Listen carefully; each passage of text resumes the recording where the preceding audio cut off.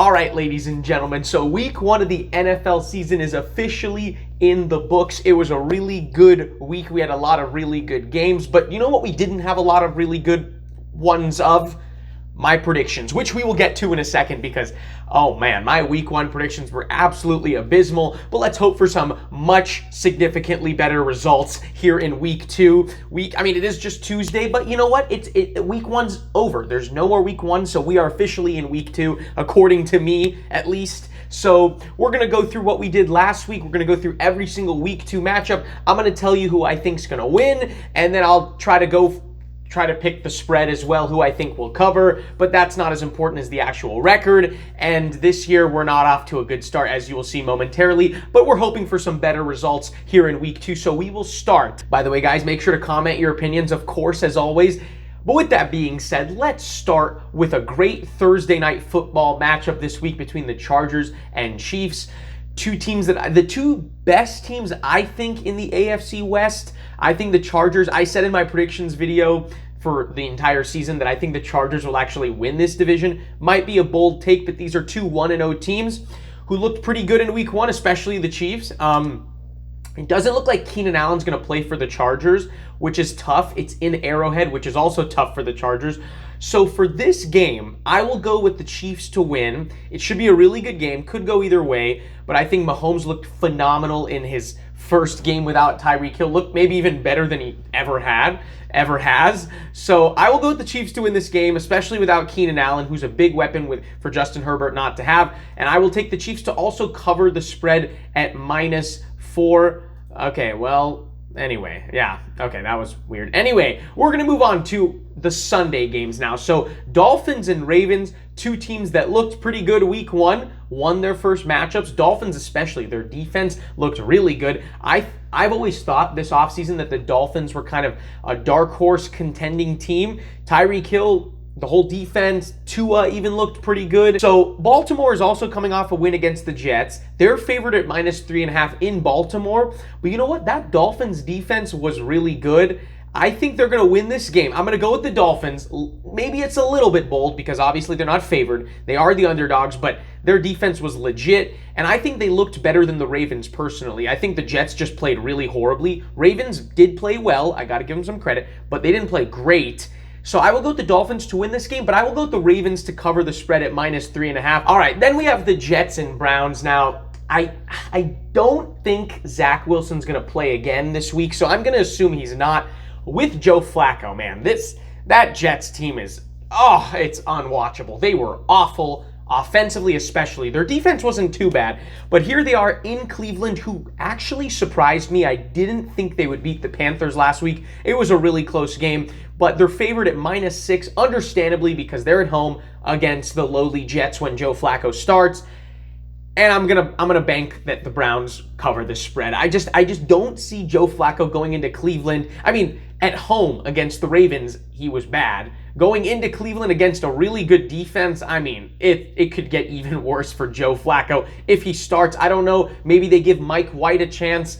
I don't think Zach Wilson's gonna play, so assuming he doesn't, it could get ugly, folks. I'm not going to pay too much attention to that game. I'm going to be honest. Then we have the Commanders against the Lions. The Commanders beat my Jags week 1, and it was a close game. It was a good one. Carson Wentz, overall, I would say it was a good debut for him. He had 4 touchdowns. Lions, their offense looked pretty good against the Eagles. Their defense, not so much. But here they are at home, favored at -2.5. They did a good job trying to come back against the Eagles, who I think the Eagles are better than the Commanders personally. I'm going to go with the Lions to win this game. I think they're once again at home, and I think they're going to capitalize on the how close they were to the Eagles, and I think they're going to beat a team that I think is not as good as the Eagles, and I'll take them to cover the spread as well. Why not? I am a little surprised they are favored, though, because they're 0-1, Commanders 1-0. I don't know. It's a toss-up, honestly. That one's a close game. Then we have the Colts against my Jags. Now, it's hard not to be biased because I picked the Jags to win last week, and, they almost did win. Okay, let's be honest. The Colts, every year, they beat us in Indianapolis. But when they come to Jacksonville, oh, that's a different story, my friends. I mean, I think it's been 6 straight years in Duval County in which the Jags have beaten the Colts. So I will say that the Jags continue that trend and cover the spread. I think Trevor Lawrence has a very nice 2022 home debut, and I'm going to take the Jags to win. Am I biased? You bet I am, but I don't care, okay? I'm just going with the Jags. They're not going 0-2 this year. They're too good for that. This is a Super Bowl contending team. Super Bowl contenders don't start 0-2. Then we have the Tampa Bay Buccaneers against the New Orleans Saints. I believe clearly the 2 best teams in the NFC South. The Bucs defense looked really good against the Cowboys on Sunday night football this last week. Saints did not look good for 3 quarters, but made a really nice comeback against the Falcons. They're at home. This is their home opener in 2022.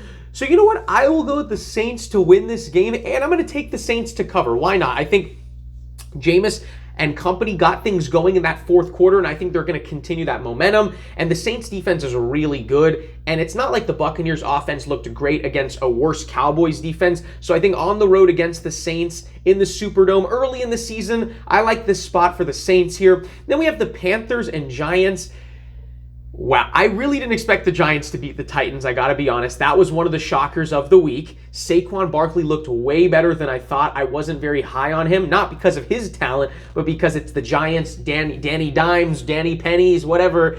And that offensive line was better than I thought. It was a great comeback win for the Giants. I gotta give them a lot of credit. The Panthers, they almost squeaked it out against the Browns, but they just fell short.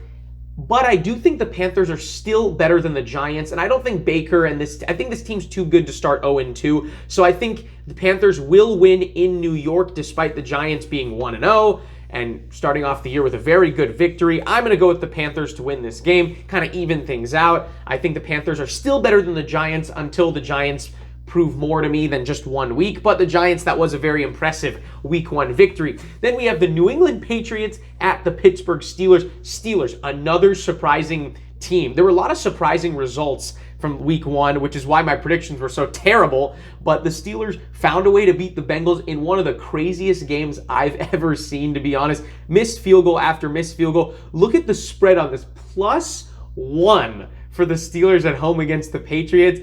I mean, look, Mac Jones, let's be honest, he did not look good on the road against a good defense. Here he is on the road again against another good defense, albeit without TJ Watt with the torn pec. He won't be playing for a while. So basically the spread is who's going to win the game. I'm going to go So I'm going to go with the Patriots to win because, I don't know, I just think that Bill Belichick rarely starts 0-2. And without TJ Watt, I mean, you can argue maybe after Aaron Donald, he's the best defensive player in the league. So that's a huge loss. I just think the Patriots find a way to respond after a tough loss to the Dolphins. And I think they'll be better than they were last week. So I'm going to go with them to win. And I think overall they might be a little bit better than the Steelers. So I see things kind of evening out there. We have the Falcons and Rams. Look at this spread, -10.5 for the Rams. That's very bold considering they did not look good at all against the Bills. I mean, obviously they should be favored against the Falcons at home, but the Falcons did what they always do, and they blew another lead. They should not be 0-1, guys. I mean, I'm serious. I can't believe the Falcons lost that game, but what's really new? I shouldn't be surprised at this point. But still, the Falcons looked pretty solid, okay, in week 1. The Rams did not. I will go with the Rams to win this game because they're at home. I think they'll bounce back. They're probably the best team in the NFC. But I'm going to take the Falcons to cover this spread, but I will go with the Rams to win this game. Should be high scoring, I think, in my opinion. Then we have the Seahawks and 49ers. Guys, put some respect on Geno Smith's Seattle Seahawks, who are the only undefeated team in the NFC West. Gotta love it. They go to San Francisco, who surprisingly lost to the Bears. I mean, these are two teams that emerged from week 1 with two of the most surprising game results. But I think things kind of even out here. I do think the 49ers win at home here, but I will take Seattle to cover, and I wouldn't guarantee that they win. I think Seattle, I'm curious to see what they can do week 2. I wouldn't count them out on winning this game. And just out of respect for Geno, the great Geno Smith, who was written off, he didn't write back. So because of that, I will take the Seahawks to cover the +10 spread, but I will go with the Niners to win the game. Then we have Bengals and Cowboys. I mean, the Bengals, they had one of the rougher losses of the week, of course. Cowboys, I mean, these are two teams that had just horrible week ones, especially with the Cowboys with Dak Prescott's injury. So here they are with Cooper Rush +8 at home. They would definitely not be close to +8 if Dak Prescott were starting. And because Cooper Rush is at home, or he's the starter now, and that team did not look good even with Dak, and Joe Burrow and company are really good, and they shouldn't go, they're probably not going to go 0-2. They're too good for that. I will go with the Bengals to win this game, and I think they will do it with a vengeance and cover the spread. This one could get ugly. I mean, I almost guarantee you they're upset about what happened with the whole Steelers thing. They should have won that game if they made the PAT. So against the Cowboys, who are a very diminished team at this point, I will go with the Bengals to cover the spread and win. Texans and Broncos. Texans tied with the Colts. I told you guys this division, the AFC South, my division, my Jags division, I told you it was not a very good one. Look what happened. No team won. We had a tie and we had 2 losses. So I think this is a really good get-right spot for Russell Wilson and the Broncos. I actually said in my prediction video last week, I said the Seahawks would cover the spread against the Broncos, and I said it would be a closer game than people think, because your first game as a Denver Bronco after 10 years or 10 plus years of being with Seattle, your first game's against Seattle. I thought that would be a tough spot for Russell Wilson to make his Broncos debut. But this is a great get-right spot at home. First home game for him against the Texans. I think the Texans will come a little bit back down to earth here.